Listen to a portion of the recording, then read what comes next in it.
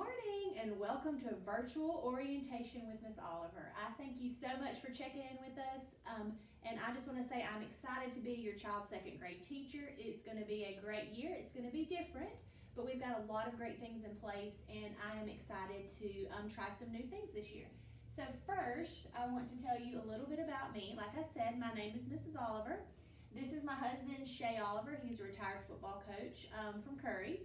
This is his first year in retirement. We have 6 children. I am from Aniana, where I went to high school, and then I got my bachelor's and master's at the University of West Alabama.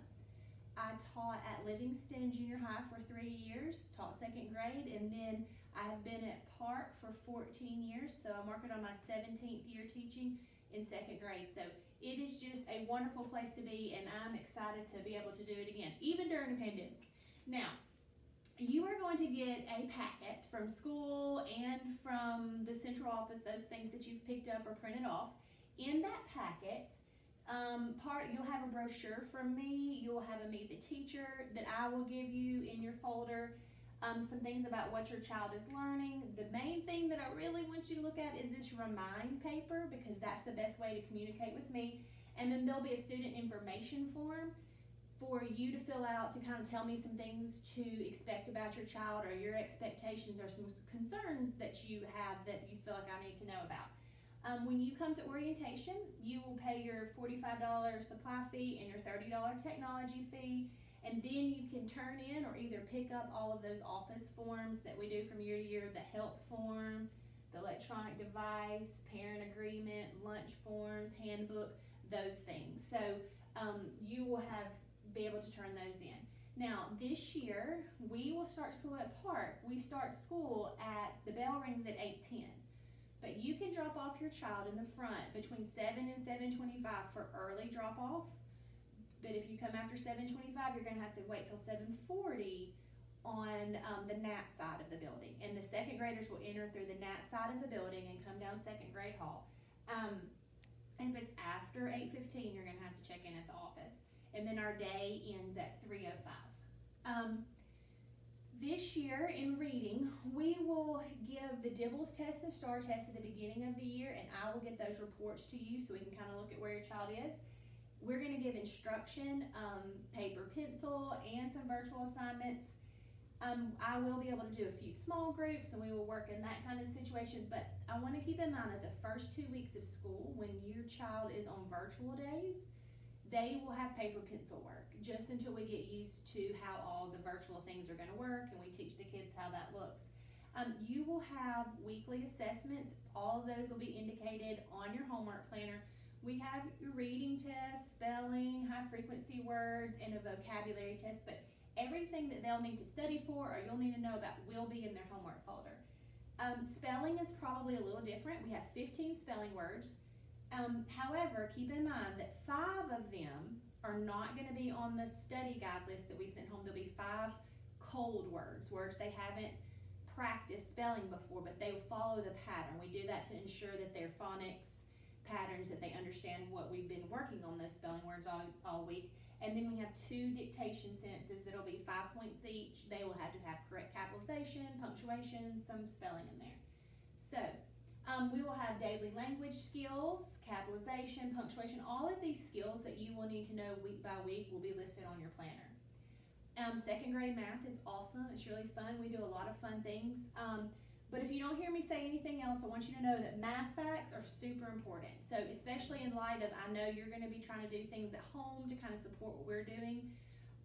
Anytime that you're in, like, what can I do to help? The answer is math facts. They need to know by the end of second grade, addition facts to 20 from memory. Without thinking, counting fluently means just automatically know those things. We'll also do time, money, 2 big beasts, or the 2-digit subtraction and 3-digit subtraction and addition. But typically, if we know these math facts, they can do that very easily. We have a lot of fun science and social studies units in second grade. We get to do butterflies, solids and liquids, sinking shores. We have, for history, a lot of history projects, plays, and map skills. So that's usually some of the kids' favorite time of the day. This year, AR books are going to be a little different, like everything else. We are not going to go to the library right now to check out AR books. However, I want you to know at this point, they can test on any book from home, any book from our classroom, any book from an app, whether it be Epic or we're going to introduce them to Mayan, all of those things, they can test on those too. So we still want them to be able to get their 10 AR points, so we're going to be reading to them and allowing that in class. But just know that if they're at home on those virtual days and you have a bookshelf full of books, they can grab one of those and then bring it back to school, and I'll help them find the test to take. Our AR, as far as grades go, there'll be 2 grades in the grade book for AR amongst all my other reading grades. One will be their average, and one will be if they get 10 points, it's 100. If they get 9 points, it's a 90, and so forth. Behavior management in our classroom, we're going to use the clip chart. However, if there are any major problems, which they're usually not, I will contact you. If there's something that I feel like you need to know that I need your help and support on, I will let you know. If I don't contact you, then it's probably not a big deal and I handled it and we just moved on about our day. They're just 7, so we're going to keep that in mind. I will have a sheet for them to kind of indicate color what their day was, but if you see something that's out of the ordinary on there and I didn't send you a note, it wasn't that big of a deal. Homework will be in a black take-home folder, and their homework planner, your spelling words, really everything that you need will be in there. And if you will leave that homework planner in their homework folder, that will make everybody's life easier because we refer back to that during the day. So don't take it out and put it on the fridge. If I send home a calendar or a planner, leave it in the homework folder, please. I will give homework for my Monday, Tuesday group. They will have a math sheet on Monday nights, and then my Thursday, Friday group, they will have a math sheet on Thursday to bring back. So we just kind of keep in line with the homework. But like I've referred to a couple of different times, all of your information will be on your homework planner. So always just check there first if there's a question.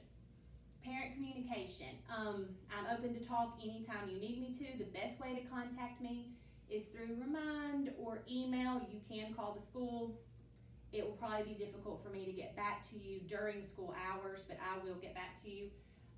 Graded papers are going to be sent home, and on your graded papers pack, I will have a little note. If you will sign that note, and there's any questions, concerns, comments, whatever you need there, put it there, and then you can keep the graded papers at home to kind of look back, which really helps with reading tests and stuff, so you can see what our tests look like. That's a good way to study. Please sign up for Remind, and I think right here, I'm going to want you to pause the video, and put this in your phone right now. And then you can sign up for my Remind, and that way it'll be an easy way and quick way to communicate with me. So if you'll do that for me. This year, one other thing, amongst many, that looks a little different is water bottles. We will not have water fountains at school. So send your child with a water bottle every day, please. Please make sure it's reusable and clearly marked with their name. If it has to be a Dasani water bottle, which you can imagine will lead to all kinds of, I won't know whose it is, the cap, etc., etc. We'll take it, but I would prefer that you get a plastic water bottle, please, and make sure their name is clearly marked so we're not mixing up water bottles. And in the water bottle, please only send plain water.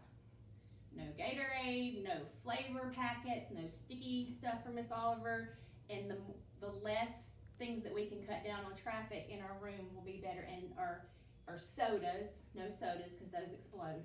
So if you will just keep it plain water, I will thank you. Masks. Students will be required to wear masks in entering the building when they come in with you or off the bus.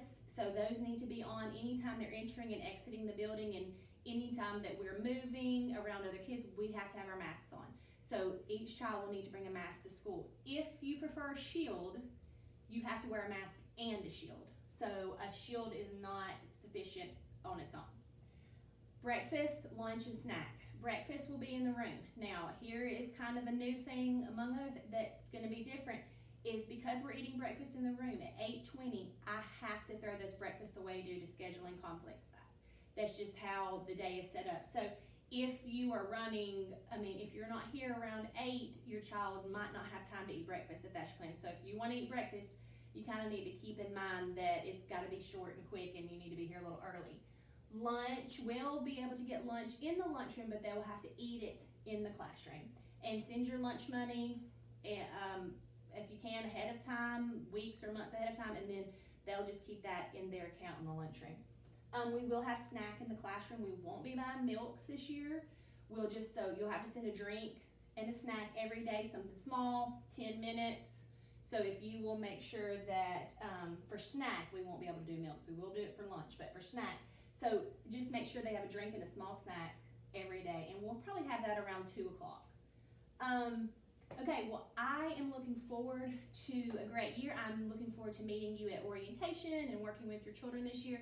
Please know that I will be, especially this year, flexible with everything that we do. So if there are any concerns or questions, please call me, please let me know, and let's see if this can work out. If the work is stressing you out and stressing your kid out, and that's not worth it. We're 7 years old. Call me.